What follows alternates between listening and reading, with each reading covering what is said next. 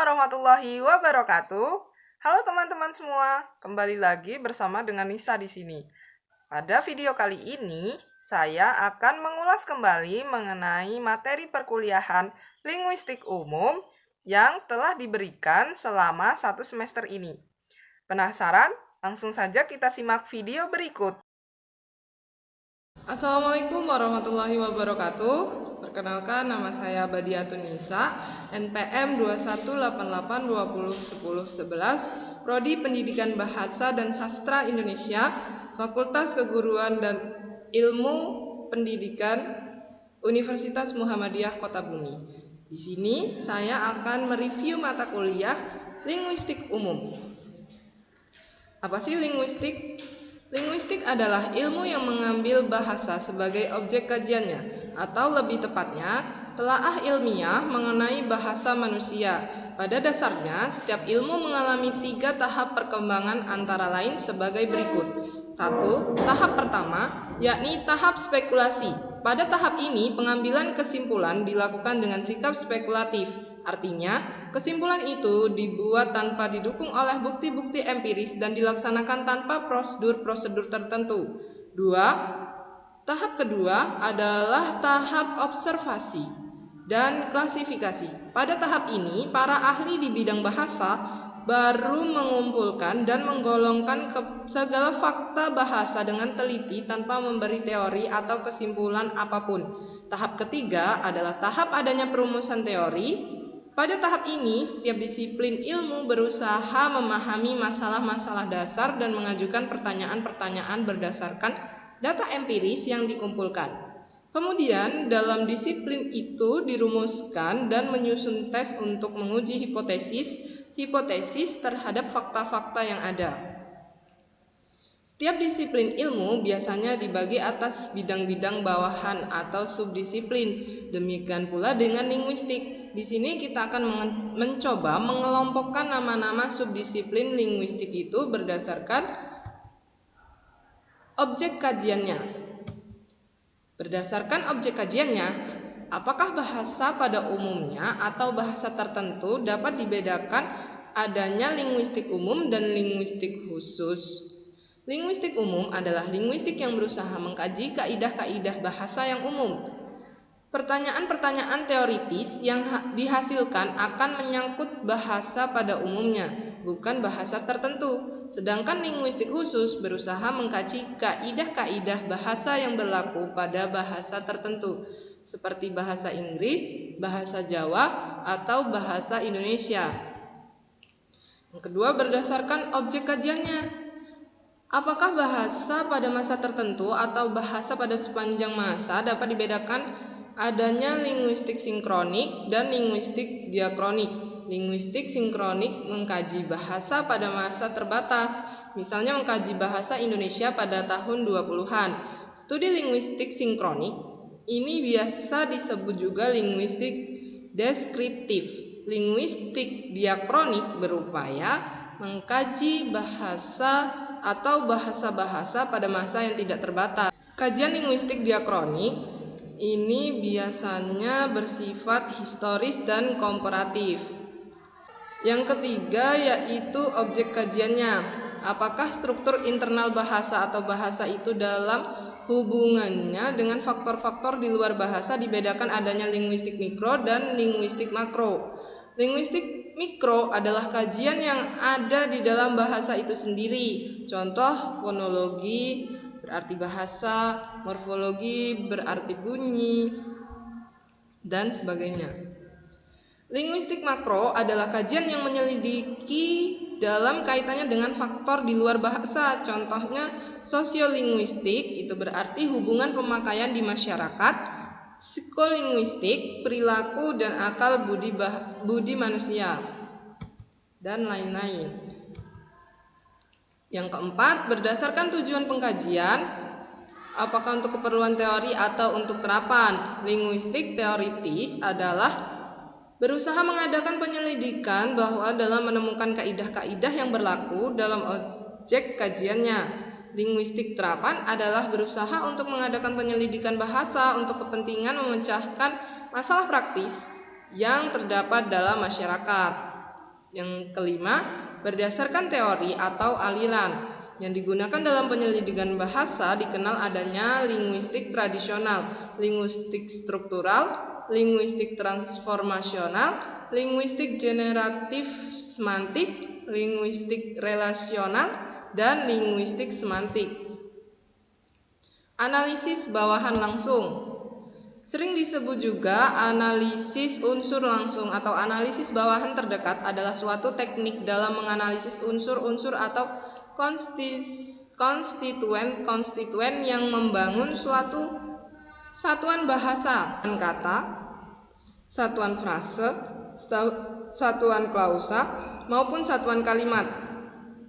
Teknik analisis bawahan langsung bermanfaat untuk menghindari keambiguan karena satu satuan bahasa yang terikat pada konteks wacananya dapat dipahami dengan analisis tersebut. Contoh, guru baru datang. Guru baru datang. Bahasa dan faktor bahasa. Masyarakat bahasa yaitu sekelompok orang yang merasa menggunakan bahasa yang sama sehingga konsep masyarakat bahasa bisa menjadi luas atau bahkan menjadi sempit. Contoh, bahasa daerah sempit, bahasa Inggris luas. Masyarakat bilingual yaitu kelompok masyarakat yang menggunakan dua bahasa, yaitu bahasa Indonesia dan bahasa daerahnya. Masyarakat multilingual yaitu kelompok masyarakat selain menggunakan dua bahasa di atas, juga ditambah dengan bahasa asing. Variasi dan status bahasa. Variasi bahasa tinggi atau ragam bahasa Indonesia baku digunakan dalam situasi resmi. Variasi bahasa rendah atau ragam bahasa Indonesia non-baku digunakan dalam situasi tidak resmi, misalnya di kantin, sekolah, di jalan, dipelajari secara langsung di dalam masyarakat. Penggunaan bahasa. Hymas, seorang pakar sosiolinguistik, mengatakan suatu komunikasi dengan menggunakan bahasa harus memperhatikan 8 unsur dan diakronimkannya dengan speaking, yaitu setting and scan, waktu dan tempat terjadinya percakapan, partisipan, orang-orang yang terlibat dalam percakapan, ends, maksud dan hasil percakapan, execution, bentuk dan isi percakapan, K, cara atau semangat dalam melaksanakan percakapan, instrumen, jalur percakapan apakah lisan atau bukan, genres, kategori bahasa yang digunakan, kontak bahasa. Kontak bahasa terjadi jika dalam masyarakat terbuka yang para anggotanya dapat menerima kedatangan anggota dari masyarakat lain, baik satu atau lebih anggota masyarakat. Dengan adanya kontak bahasa, maka akan terjadi bilingualisme dan multilingualisme dengan berbagai macam kasusnya seperti interferensi, integrasi, alih kode, dan campur kode. Keempat peristiwa ini gejalanya sama, yaitu adanya unsur bahasa lain dalam bahasa yang digunakan. Namun, konsep masalahnya tidak sama. Interferensi yaitu terbawa masuknya unsur bahasa lain ke dalam bahasa yang sedang digunakan sehingga tampak adanya penyimpangan kaidah-kaidah dari bahasa yang digunakan. Integrasi. Dalam integrasi, unsur-unsur yang berintegrasi telah disesuaikan baik lafal, ejaan, maupun tata bentuknya sehingga memerlukan waktu yang lama. Contohnya kata-kata yang sekarang sudah dieja dengan montir, riset, dongkrak. Yang ketiga yaitu alih kode, yaitu beralihnya penggunaan suatu kode atau ragam bahasa tertentu ke dalam kode yang lain terjadi karena ada sebab yang mendasari, misalnya perubahan situasi atau topik pembicaraan. Contohnya A dan B bercakap-cakap dengan bahasa Indonesia, kemudian datang C, orang Inggris, sehingga A, B, dan C bercakap-cakap dengan bahasa Inggris. Ketika C pulang, A dan B bercakap-cakap lagi dengan bahasa Indonesia, disebut dengan adanya perubahan situasi. Dan yang terakhir, campur kode. Berbeda dengan alih kode, pada campur kode biasanya terjadi tanpa sebab atau alasan, biasanya terjadi dalam situasi santai atau tidak menemukan ungkapan untuk konsep yang akan dikemukakan. Contohnya, pembicaraan dalam bahasa Indonesia kadang dicampur dengan bahasa daerah atau mungkin dengan bahasa Inggris. Klasifikasi bahasa. Pendekatan genetis atau keturunan dilakukan dengan melihat garis keturunan bahasa-bahasa itu. Artinya, suatu bahasa berasal dari yang lebih tua, kemudian pecah dan menurunkan dua bahasa baru berdasarkan kriteria bunyi dan arti, yaitu atas kesamaan bentuk atau bunyi dan makna yang dikandung. Pendekatan tipologis atau klasifikasi tipologis dilakukan berdasarkan dengan kesamaan tipe yang terdapat pada sejumlah bahasa seperti mengenai bunyi, morfem, kata, frasa, kalimat, sehingga dapat dilakukan pada semua tata bahasa. Pendekatan areal atau klasifikasi areal dilakukan berdasarkan adanya hubungan timbal balik antara bahasa yang satu dengan bahasa yang lain dalam satu areal, tanpa memperhatikan ada tidaknya kekerabatan kedua bahasa tersebut. Pendekatan sosiolinguistik dilakukan berdasarkan hubungan bahasa dan faktor-faktor masyarakat seperti status, fungsi, penilaian yang diberikan masyarakat terhadap bahasa itu.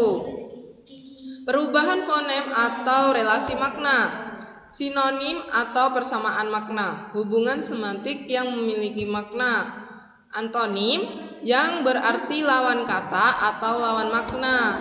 Polisemi, sebuah kata yang memiliki lebih dari satu yang tergantung dari kalimat itu sendiri. Homonim adalah dua buah kata yang bentuknya sama tetapi memiliki makna yang berbeda. Homograf, tulisan sama tapi maknanya yang berbeda. Homofon, persamaan bunyi antar dua kata yang memperhatikan ejaan. Hiponimi, hubungan semantik antara sebuah bentuk ujaran yang bermakna tercakup dalam bentuk ujaran yang lain. Ambiguity atau ketaksaan adalah kegandaan makna. Redundansi atau berlebih-lebihan dalam penggunaan suatu ujaran. Kalimat adalah satuan bahasa terkecil yang memiliki fungsi untuk mengungkapkan pikiran secara utuh. Jenis-jenis kalimat. 1. Kalimat tunggal.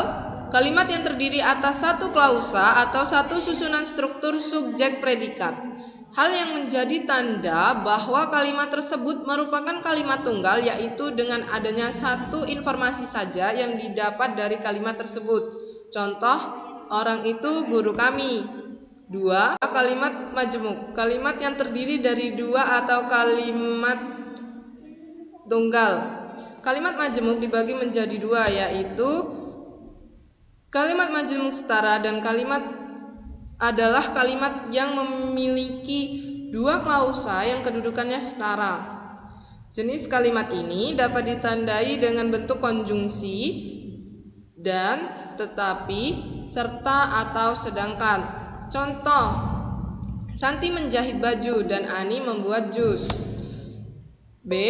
Kalimat majemuk bertingkat adalah kalimat yang terdiri atas induk kalimat dan anak kalimat. Ini dapat ditandai dengan konjungsi sedangkan, namun. Semantik. Semantik adalah ilmu yang mengkaji sebuah makna dari ucapan atau kalimat. Semantik juga mengkaji makna dari lambang-lambang supaya kita dapat memahami makna dari lambang tersebut. Jenis kalimat berdasarkan isi.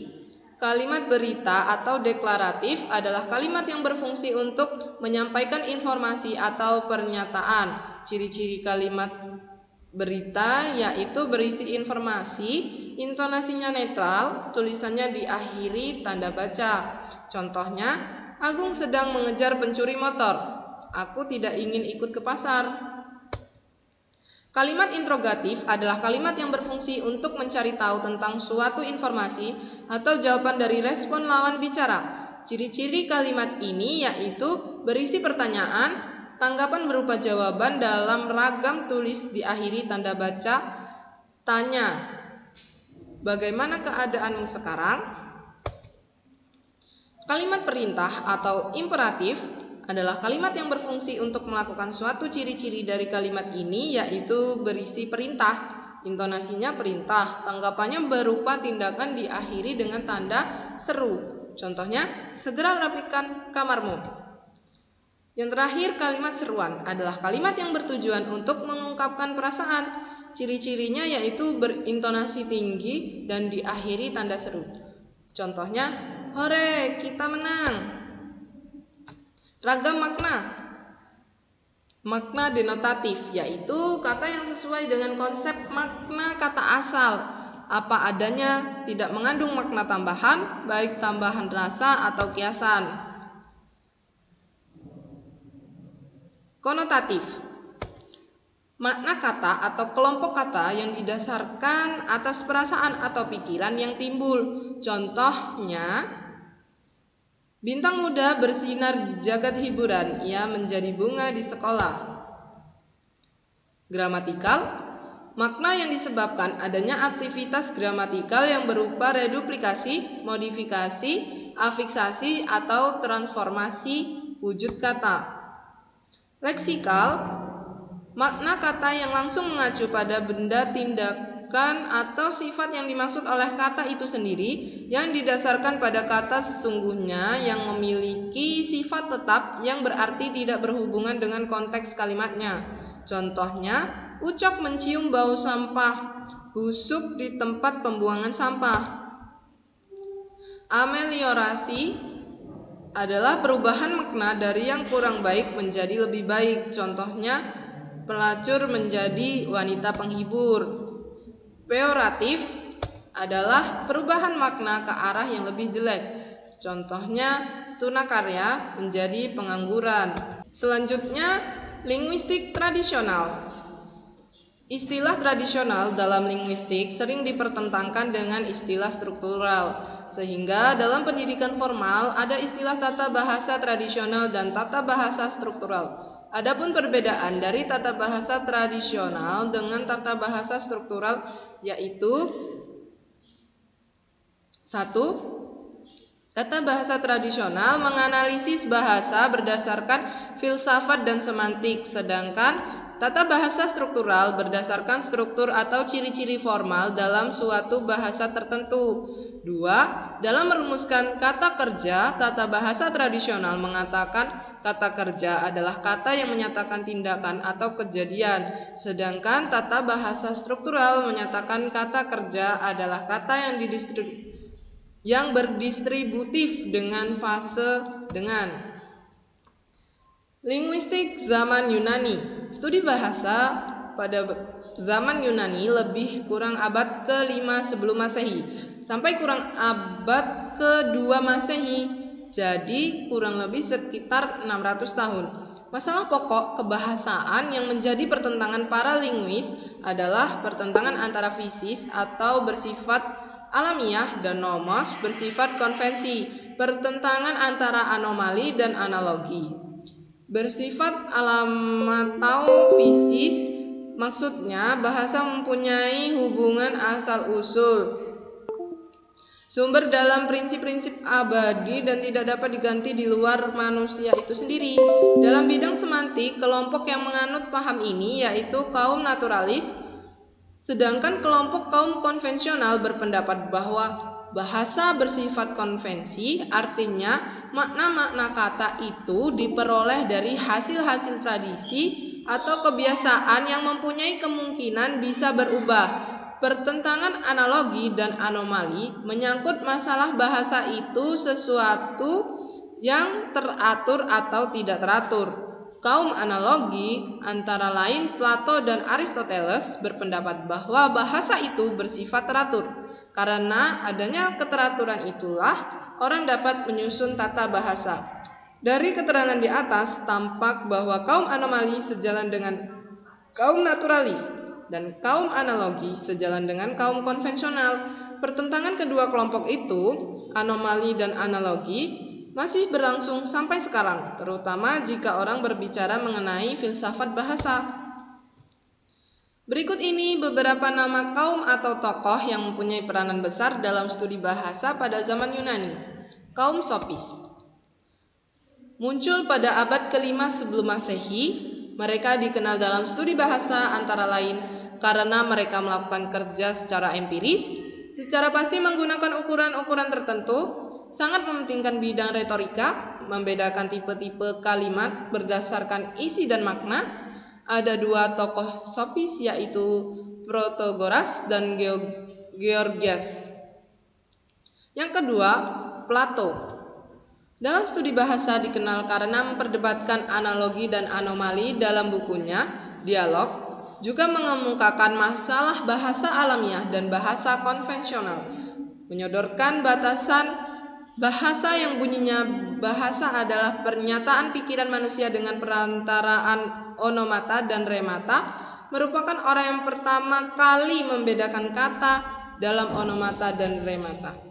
Yang ketiga, Aristoteles adalah seorang murid Plato. Dalam studi bahasa, dia terkenal karena menambahkan satu kelas kata yang telah dibuat gurunya, yaitu dengan sindesmoi.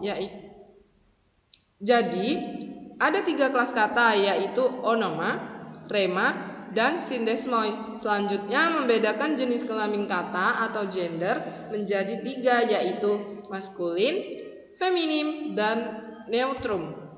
Yang keempat, kaum Stoik adalah kelompok ahli filsafat yang berkembang pada permulaan abad ke-4 sebelum Masehi. Mereka terkenal karena membedakan studi bahasa secara logika. Zaman Romawi.